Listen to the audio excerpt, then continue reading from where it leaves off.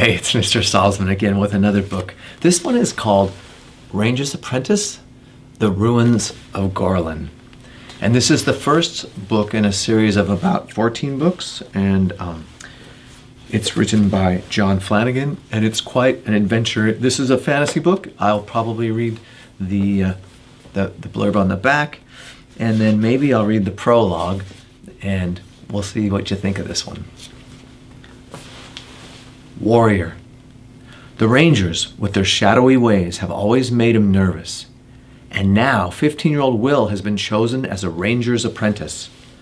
But what he doesn't yet realize is that the Rangers are the protectors of the kingdom who will fight the battles before the battles reach the people. And there is a large battle brewing. The exiled Morgareth, lord of the mountains of rain and night, is gathering his forces for an attack on the kingdom. This time, he will not be denied. So I'm jumping to the prologue, which kind of sets the table for this story, which goes, Morgarath, lord of the mountains of rain and night, former baron of Gorlan in the kingdom of Arlen, looked over his bleak, rain-swept domain and for perhaps the 1000th time cursed. This was all that was left to him now, a jumble of rugged granite cliffs, tumbled boulders and icy mountains, of sheer gorges and steep narrow passes, of gravel and rock, with never a tree or a sign of green to break the monotony.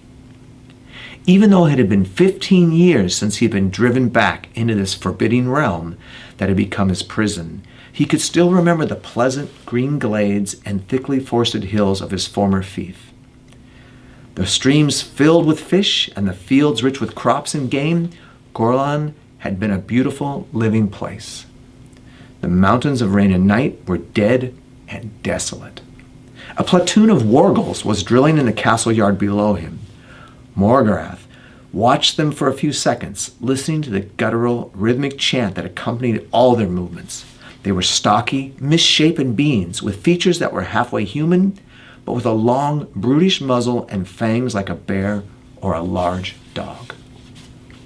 Avoiding all contact with humans, the wargulls had lived and bred in these remote mountains since ancient times.